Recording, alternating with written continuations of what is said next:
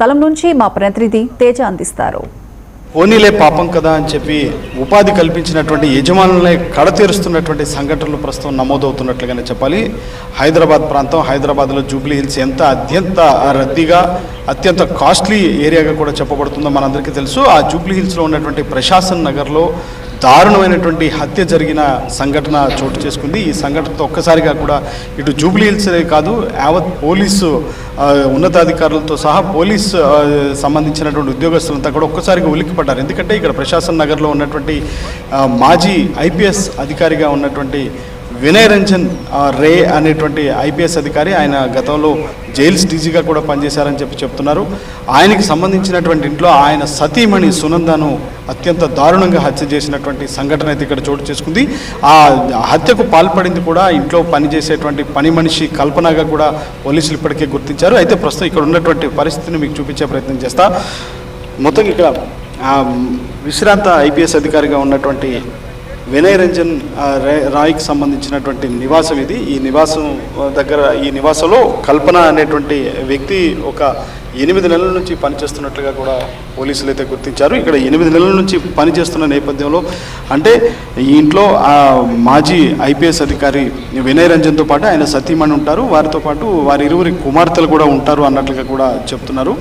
అయితే కుమార్తెలు మాత్రం ఈ హత్య జరిగినటువంటి సమయంలో 3వ ఫ్లోర్లో వాళ్ళ ఆ రూమ్లో ఉన్నారు అన్నట్లుగా కూడా పోలీసులు అయితే గుర్తించారు. కానీ మొదటి ఫ్లోర్లో ఉన్నటువంటి ఈ ఐపీఎస్ అధికారి వినయ్ రంజన్ సతీమణి సునంద అయితే ఆవిడ ఫస్ట్ ఫ్లోర్లో ఉన్నట్లుగా చెప్తున్నారు. ఆ ఫస్ట్ ఫ్లోర్లో ఒంటరిగా ఉన్నటువంటి నేపథ్యంలో ఆ సమయంలో వినయ్ రంజన్ అవుట్ స్టేషన్కి వెళ్ళారన్నట్లుగా కూడా ఇటు పోలీసులు అయితే గుర్తించారు.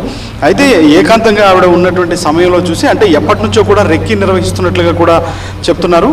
ఈ రెక్కి నిర్వహించిన నేపథ్యంలో కల్పన అత్యంత పగడ్బందీగా కూడా రెక్కి నిర్వహించడంతో పాటు ఒక పథకం ప్రకారమే నేపాల్ నుంచి 4గురిని పిలిపించింది. అంటే మొత్తంగా ఈ హత్యలో 5గురు వరకు కూడా 5గురు పాల్పడ్డారు. ఈ హత్యకు 5గురు పాల్పడ్డారు అన్నట్లుగానే చెప్పాలి. మనం చూడొచ్చు ఇప్పుడే మృతదేహాన్ని కూడా అపోలో ఆసుపత్రి నుంచి సునంద మృతదేహాన్ని ఇప్పటికే ఇంటికి తీసుకొచ్చారు. అక్కడ అపోలో ఆసుపత్రిలోనే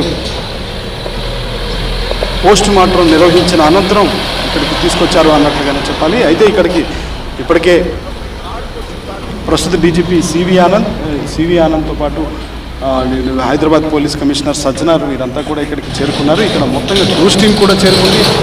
ఎక్కడికక్కడైతే దర్యాప్తు చేస్తున్నారు. ఇక్కడ ఉన్నటువంటి పోలీసు ఉన్నతాధికారులతో పాటు ఏసీపీలు, డీసీపీలు, అదేవిధంగా అందరూ అన్ని స్థాయి అధికారులు. ఎందుకంటే ఒక హత్య గావించబడ్డ ఆ వ్యక్తి ఒక పోలీస్ అధికారి సతీమణి కావడంతో కూడా ఇక్కడ మరింత అంటే ఒక పోలీసు వారి నివాసంలోనే ఈ విధంగా జరుగుతుంటే ఇంతకంటే దారుణం ఏముంటుంది అనేటువంటిది అయితే చెప్తున్నారు. ఆ నేపాల్కి సంబంధించి కొంతమందిని అయితే ఆ అదుపులోకి తీసుకున్నట్లుగా కూడా తెలుస్తుంది. అయితే సీసీటీవీ కెమెరా ఫుటేజ్ ఆధారంగా కూడా తీసుకొస్తున్నారు. అయితే ఇక్కడ అసలు ఏ విధంగా జరిగింది, సంఘటన ఎలా జరిగింది అనేటువంటిది కూడా మనం చూసే ప్రయత్నం చేద్దాం.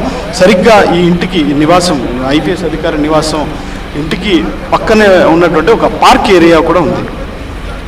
ఆ పార్క్ ఏరియా ఉంది. ఆ పార్క్ ఏరియా నుంచి ఆ ఇంటి లోపల నుంచే ఇంటి లోపల మొదటి ఫ్లోర్లో సునందను గొంతు నులిమి హత్య చేశారు. ఆ గొంతు నులిమి హత్య చేసింది 4గురు కూడా హత్య చేశారు. వీళ్ళంతా కూడా కల్పన, ఇక్కడ పనిచేసేటువంటి పని మనిషి కల్పన నేపాల్ నుంచి ఆ 4గురిని పిలిపించింది. ఆ పిలిపించడంతో పాటు మొత్తంగా ఒక బ్యాగ్ని అయితే వారు తీసుకొని పరారయ్యారు. ఆ బ్యాగ్లో బంగారం, డబ్బులు, భారీగా నగదు కూడా తీసుకెళ్ళినట్లుగా తెలుస్తుంది.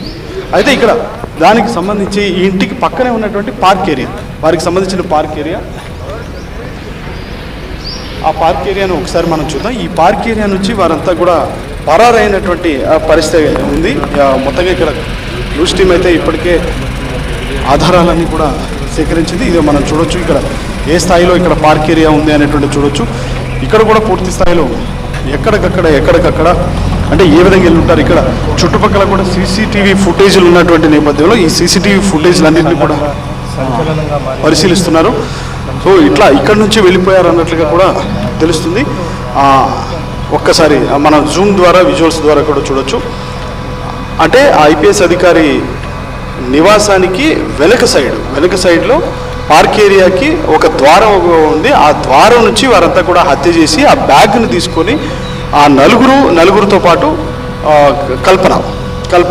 పని మనిషి కల్పన వీరు ఐదుగురు కూడా ఇటు నుంచే పారిపోయారు. పారిపోతూ ఉన్నప్పుడు కూడా ఇక్కడ కొంత వాళ్ళకి సంబంధించినటువంటి క్యాపులు, కొన్ని చోట్ల కర్చీఫ్లు ఇవన్నీ కూడా కొంత పడిపోయినటువంటి పరిస్థితి. వారు హుటాహుటైన అంటే బయట నుంచి వెళితే ఇంకా ఎక్కువగా సీసీ కెమెరాలు ఉంటాయి, ఒక్కసారిగా పట్టుబడిపోతాం అనేటువంటి భయంతో కొంత ఈ ఏరియా నుంచి వారంతా కూడా పారిపోయినటువంటి పరిస్థితి ఉన్నట్లుగా కూడా పోలీసులు అయితే గుర్తించారు. మొత్తంగా ఒక హత్య గావించబడింది ఒక పోలీస్ అధికారి భార్య కాబట్టి ఇంకా మరింత చాలా సీరియస్గా కూడా పోలీసులు అయితే తీసుకున్నారు. ఇప్పటికే డీజీపీ సివి ఆనంద్ చాలా సీరియస్గా తీసుకోవడంతో పాటు ఇక్కడికి వచ్చి ఆయన స్వయంగా ఇక్కడికి వచ్చి పరిశీలిస్తున్నటువంటి పరిస్థితి కూడా మనం చూస్తున్నాం.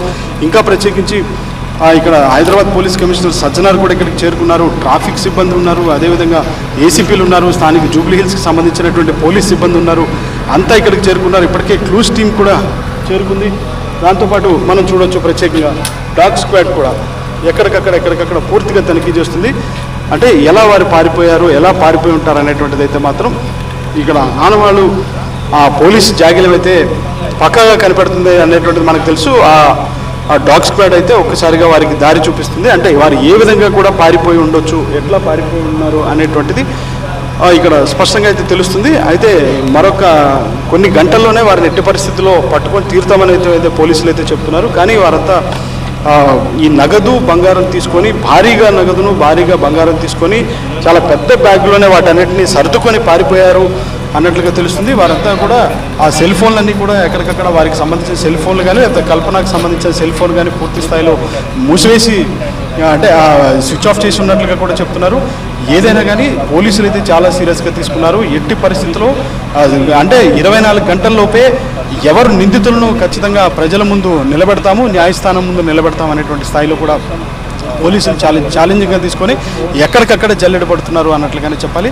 ఏదైనా కానీ చేరదీసి ఉపాధి కల్పించినటువంటి ఆ యజమానులకే ఈ విధమైనటువంటి వారిని ఆ యజమానుల్ని హతమార్చడం అనేటువంటిది అత్యంత శోచనీయంగా కనిపిస్తుంది. ఎందుకంటే ఇతర రాష్ట్రాల నుంచి వచ్చేవాళ్ళు, ప్రత్యేకించి ఆ ఇతర రాష్ట్రాల నుంచి వచ్చేవాళ్ళతో కొంచెం తస్మాత్ జాగ్రత్తగా ఉండండి. వారిని పనిని తక్కువ జీతానికి వారు పనిలోకి వస్తున్నంత మాత్రాన అన్ని పూర్తి వివరాలు తెలుసుకున్న తర్వాతనే వారిని పనిలో పెట్టుకోవాలా వద్దా, వారికి సంబంధించినటువంటి వివరాలు, వారికి సంబంధించినటువంటి స్వస్థలాలు ఎక్కడ, వారి స్వగ్రామం ఎక్కడ అనేటువంటి పూర్తి స్థాయి వివరాలు తీసుకున్న తర్వాతనే ఏదైనా చేస్తే బాగుంటుంది అనేటువంటిది అయితే మాత్రం పోలీసులకు సూచన చేస్తున్నారు. ఏదైనా కానీ ఒక్కసారిగా ప్రశాసన్ నగర్తో పాటు అటు పోలీస్ డిపార్ట్మెంట్ అంతా కూడా అంటే సాక్షాత్తు ఒక పోలీసు ఐపీఎస్ అధికారిగా ఉండి మాజీ జైల్స్ డీజీగా కూడా చేశారని చెప్తున్నారు. ఆ డీజీ స్థాయి అధికారికి సంబంధించినటువంటి ఆయన సతీమణే హత్య గావించబడటం, అది కూడా ఇంట్లో పనిచేసేటువంటి పని మనిషి కల్పన చేతిలో హత్య గావించబడటం అనేటువంటిది అత్యంత బాధాకరంగా, అత్యంత శోచనీయంగా చెప్తున్నారు. కాబట్టి వీటన్నిటి కూడా పోలీసులు చాలా సీరియస్గా తీసుకొని చాలా దర్యాప్తును వేగవంతం చేశారు అన్నట్లుగానే చెప్పాలి. ఇది ప్రస్తుతం ప్రశాసన్ నగర్లో హత్య జరిగినటువంటి ఇంటి దగ్గర ఉన్నటువంటి ప్రస్తుత పరిస్థితిగా మనం చెప్పొచ్చు. Video journalist అబ్దుల్తో Teja 99 TV Prashasan Nagar సంఘటనా స్థలం నుంచి.